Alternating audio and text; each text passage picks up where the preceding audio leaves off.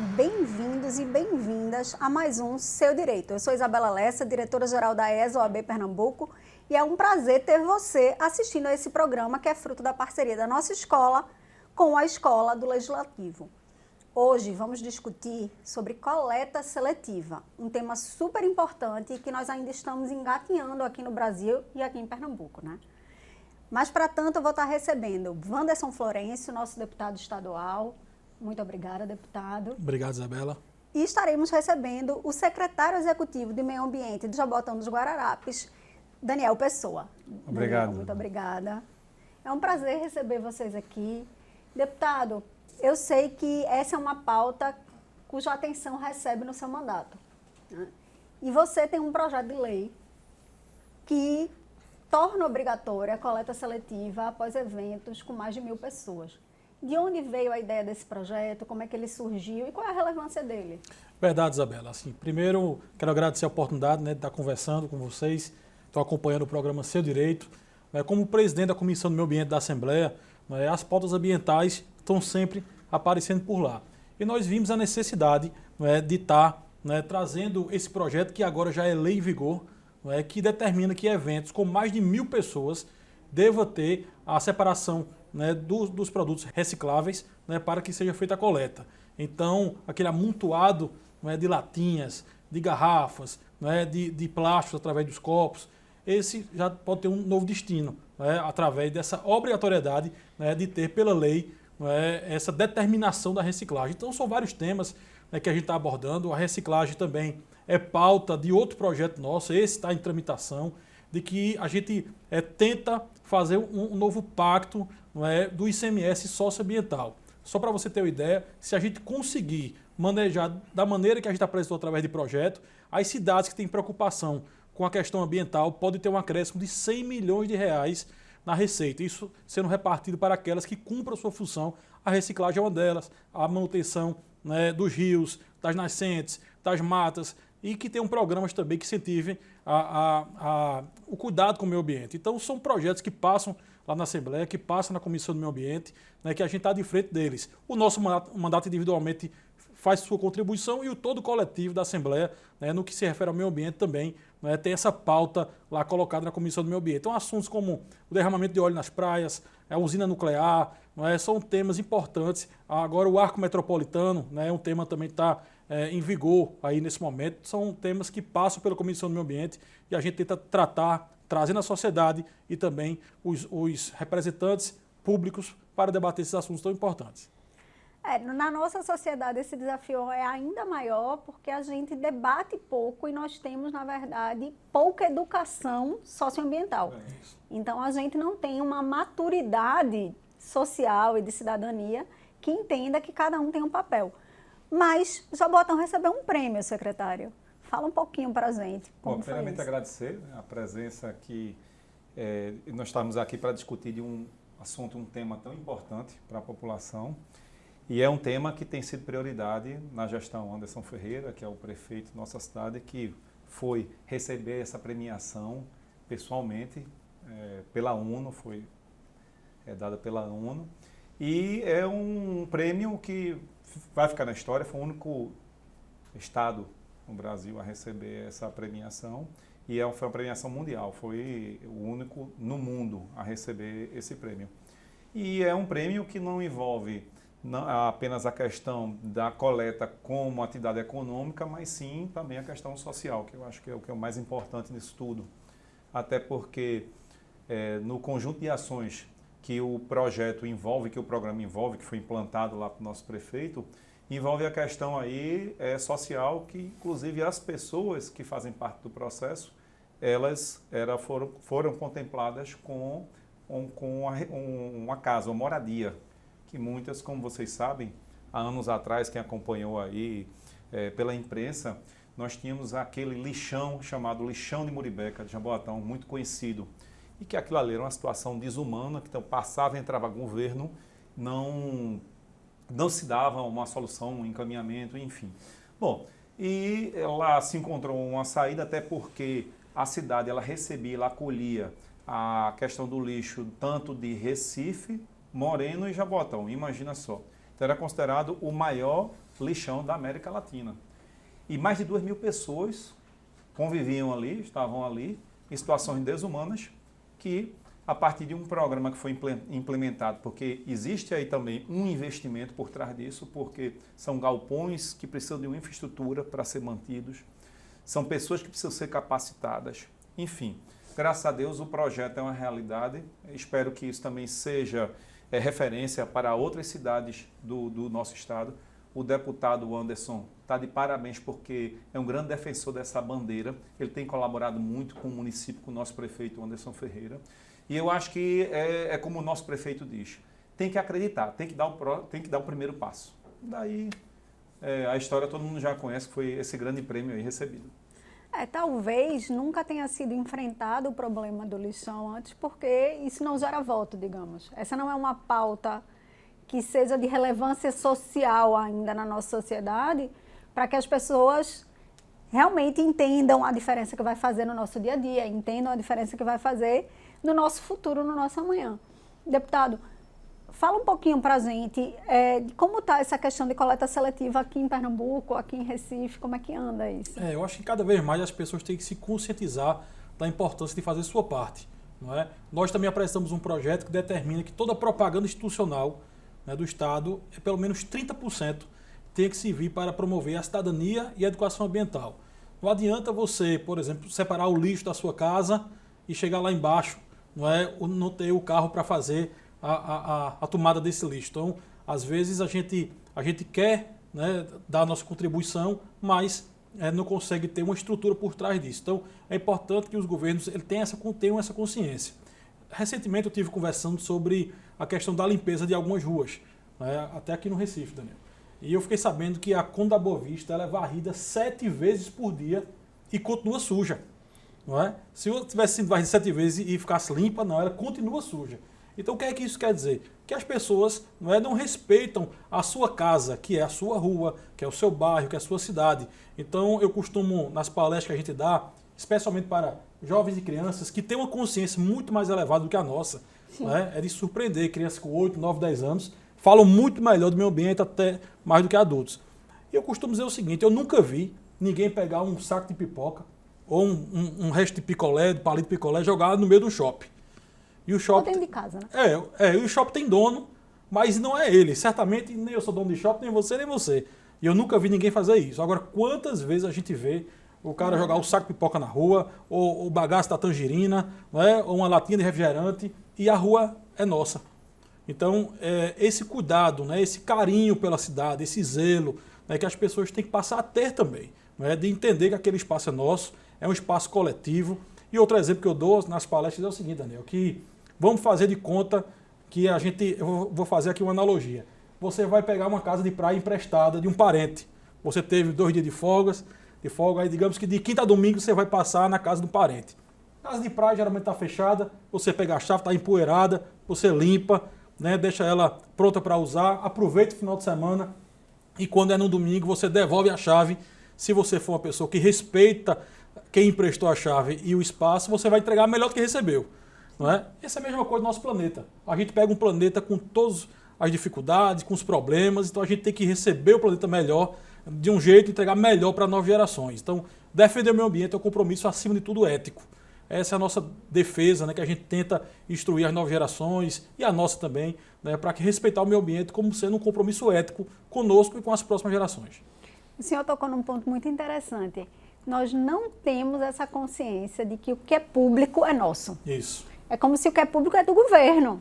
Então, por isso eu não preciso cuidar. Então, eu posso jogar o papel no chão, eu posso depredar, eu posso não me sentir, na verdade, proprietário daquilo. A gente não consegue entender que nós temos, na verdade, a propriedade de tudo aquilo. Nosso imposto é que mantém tudo aquilo. Então, enquanto a gente não conseguir desenvolver melhor esse senso de coletividade, porque é um senso de coletividade, a gente talvez não consiga... Com certeza, Daniel pode falar, nos períodos de chuva, Daniel?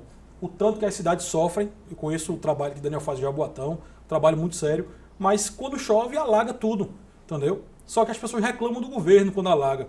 mas também esquece que o bueiro está entupido porque foi jogado lixo na rua, não é? Logicamente, as prefeituras fazem um trabalho de prevenção, mas é necessário que a participação seja recíproca da sociedade. Acho que o Daniel tem essa experiência no dia a dia, né? Isso é uma verdade, né? Tem sido uma tônica e o que a gente tem feito, a prefeitura, né, ela, e através da Secretaria Executiva de Meio Ambiente, é justamente a questão de trabalho de conscientização, que nós temos uma área no Departamento de Educação Ambiental, onde ela dá um suporte. Nós temos atividades direcionadas a segmentos, por exemplo, nós temos o verão ambiental para todo o verão, que é direcionado justamente ao pessoal que utiliza aqueles 8 quilômetros, cerca de 8 quilômetros de orla.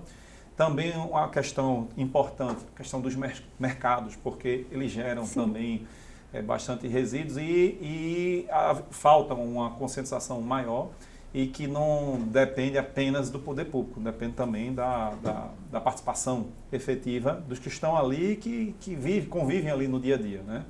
E tem uma questão muito importante a abordar aí. Quem também produz muito resíduo são as indústrias e o comércio, mais do que uma residência, enfim. E que o prefeito entende de que primeiro a gente tem que fazer um combate em relação a apresentar uma conscientização para depois fazer um combate mais efetivo através de multas. E já está dado essa oportunidade agora, no momento, no sentido de que todas as indústrias, as principais indústrias, estão recebendo visitas do Departamento da Área de Fiscalização Ambiental, onde eles estão sendo orientados, onde eles apenas recebem dicas, caminhos, é quase que uma consultoria gratuita, para logo em seguida, se a equipe passar lá novamente e continuar a fazer, vai ser colocado ali em prática o rigor da lei.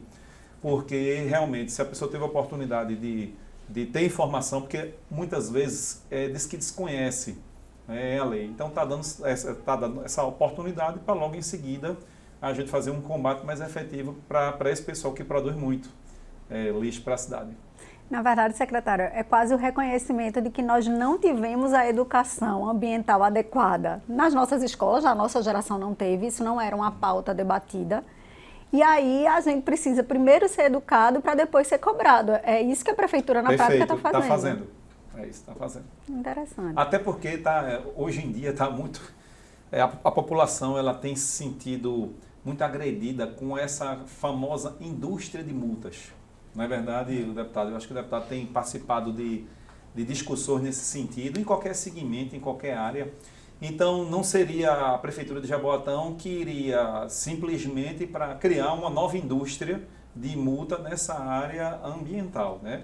Lógico que a multa ela tem um papel de educar, mas eu acho que tem que haver uma conscientização antes.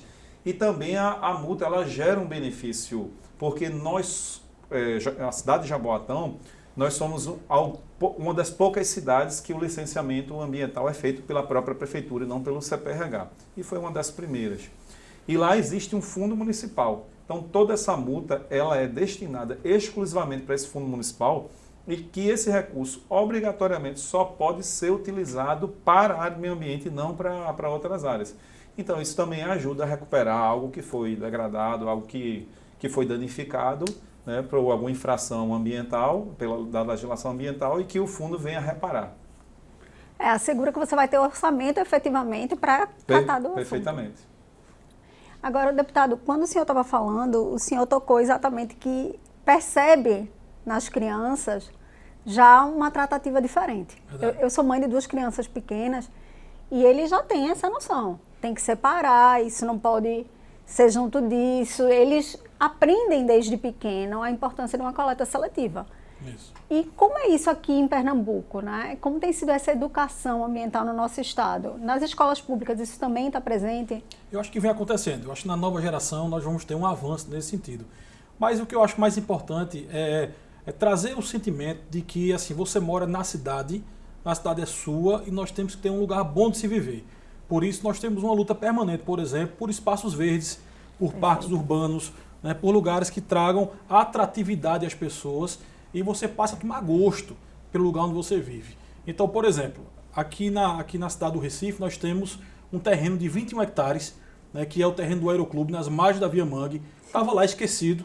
Não é? Desde 2015 que a gente vem lutando para que aquele espaço possa fazer uma verdadeira transformação, não é, na zona sul do Recife.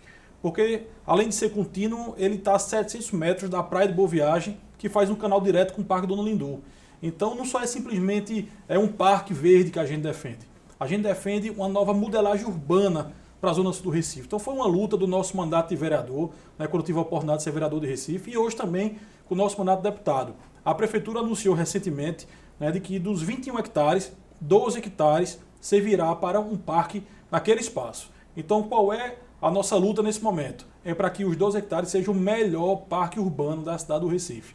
Então, essa questão de você estar apresentando à sociedade equipamentos que transformem numa cidade que eu chamo de cidade do encontro, uma cidade compartilhada, isso vai criando respeito entre as pessoas, né, com o lugar que vivem, e aí a gente tende a evoluir para uma cidade melhor. Uma cidade que tenha os modais de transporte, né, que respeite o pedestre, a bicicleta, o transporte coletivo e também o individual, com boas calçadas, né, e lugares atrativos.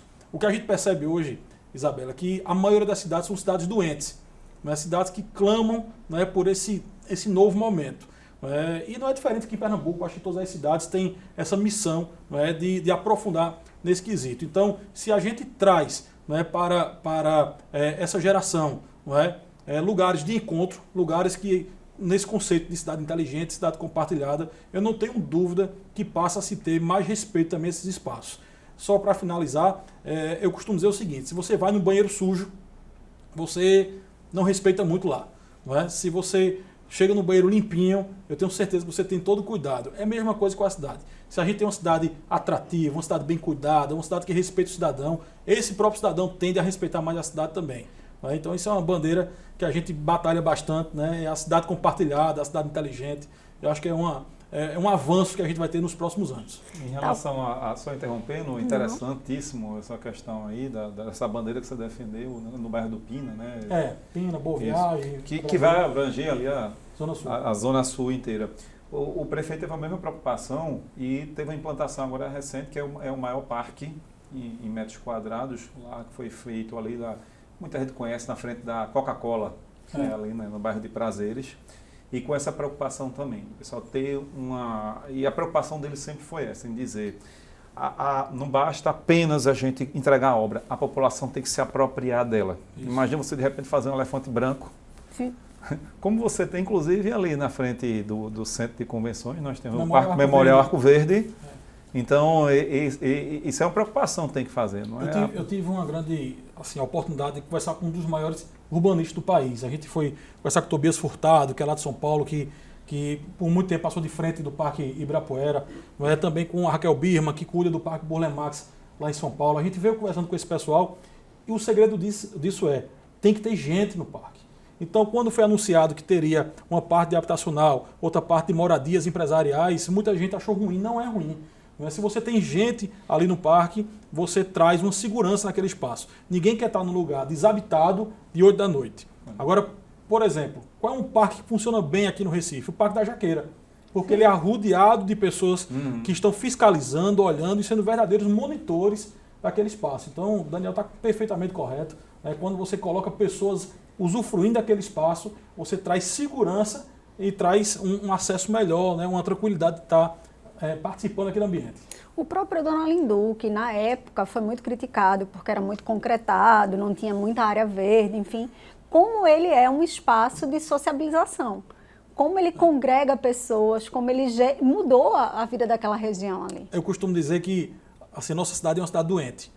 Então, qualquer espaço que você traga oportunidade de encontro, ele vai ser bem aproveitado. Agora, a luta histórica da Zona Sul do Recife era por um parque verde. Ali é um parque de eventos, não é? Um parque importante, um parque que é bem utilizado.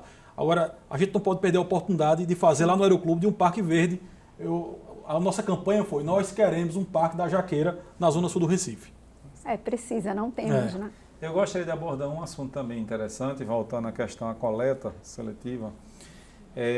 O prefeito Anderson recentemente assinou e já está em fase bem avançada para a implantação da maior planta da América do Sul de resíduo sólido reciclável.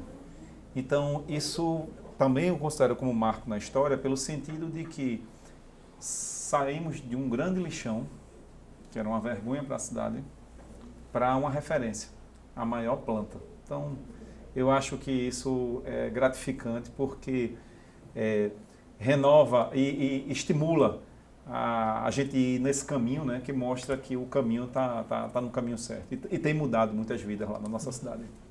E talvez a gente se preocupando com ambientes de encontro, a gente gere pertencimento a essas pessoas, né? Elas entendam que são parte da cidade, que aquilo pertence a elas e que cada uma tem um papel essencial na criação da cidade que desejam morar e que efetivamente moram, né? Verdade, verdade. E como a gente está falando de seu direito, né, eu aproveito a oportunidade de registrar aqui que desde 4 de julho nós temos, Isabela, a lei que proíbe, não é, fogos com estampidos no estado de Pernambuco. Não é? É importante que você que esteja nos assistindo, não é, que tem uma criança autista na sua casa, uma pessoa autista, ou um enfermo, um idoso, ou até mesmo o seu pet, né, o cachorrinho, não é, que quando tem, né, a soltura dos fogos, passa aquele transtorno todo. Não é? Então são pautas ligadas ao meio ambiente. Não é?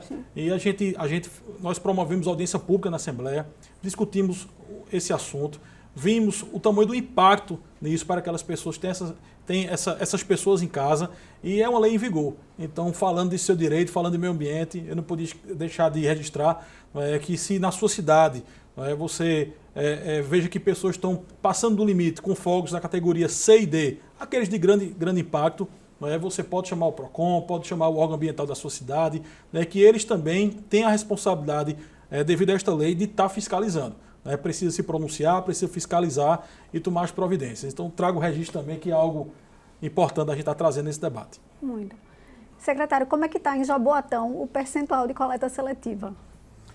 Hoje o dado é de cerca de 3%. Pouco.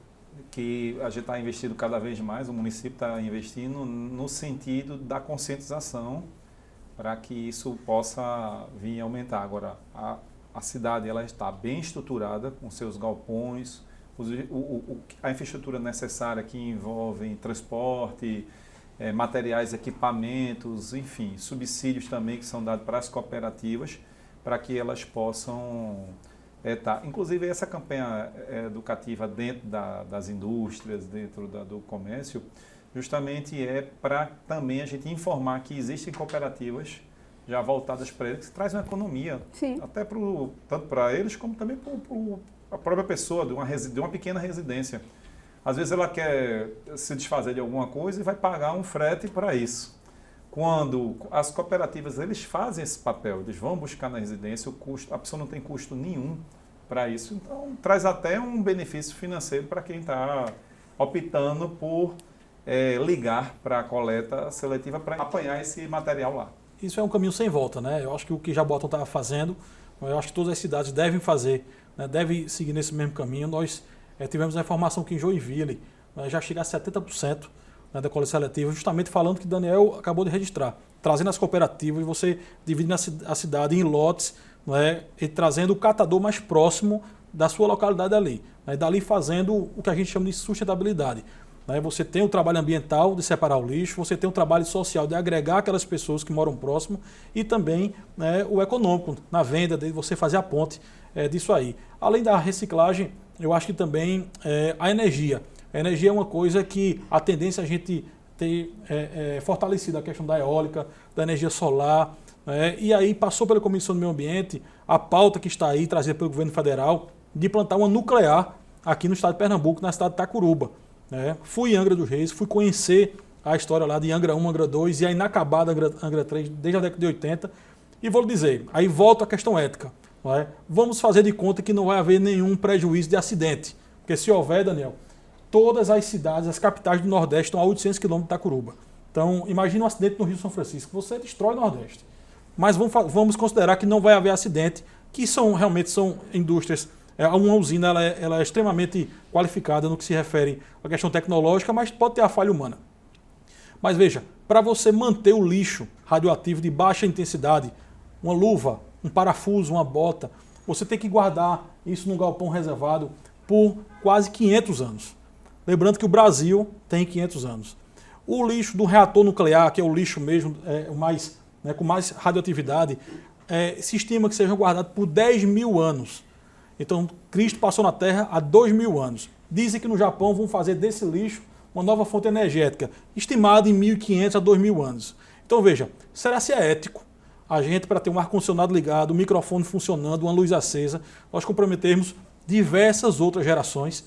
Então, eu acho que a pauta ambiental ela é, sobretudo, uma pauta ética. Né? E a gente está lá na Assembleia, né, num debate forte em relação à questão dessa usina nuclear, que nós somos radicalmente contra por esse motivo. Até porque a vocação do Nordeste, do nosso sertão, é a incidência de luz solar, é a oportunidade das eólicas, né? Itacuruba, Daniel, há um estudo que mais de 300 dias por ano tem incidência direta do sol, ou seja, sem nuvem. Então, como é que a gente pode perder uma oportunidade dessa, né, de estar com placas solares, você deixando o agricultor familiar na terra dele, mantendo essas pessoas em suas cidades, né, para trocar por uma coisa que eu digo que é o mais moderno do século passado. O novo século exige energias limpas.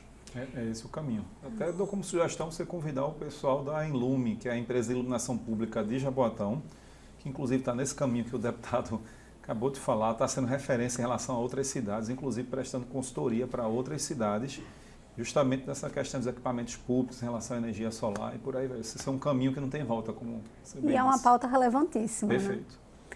A gente está se aproximando do fim, mas antes de terminarmos, eu gostaria de pedir uma sugestão de leitura. O que vocês sugeririam para os nossos telespectadores? Olha, eu ia sugerir o livro O Dom Supremo, de Paulo Coelho. Mas a gente estava conversando aqui, contando um pouquinho da história da gente, a gente se conhece há muitos anos, e falando de João Braga, né, que é um apaixonado pelo Recife, um cara que conhece bem a cidade. Como tema também é a cidade, eu sugiro Trilhas do Recife, de João Braga, que é ex-deputado e ex-secretário municipal. Excelente. Eu sugiro O Homem Mais Inteligente da História, de Augusto Cury. E aí, para finalizarmos, um bate-bola. Eu falo uma palavra e vocês respondem aí com que essa palavra gera. Lixo. Algo do passado. Vamos falar de oportunidades. Fonte de energia. Pernambuco. Está no coração. Na mente, no coração. Jaboatão. Jaboatão, nossa pátria. Uma cidade que eu tenho muita admiração, das mais importantes de Pernambuco. Espaço Verde.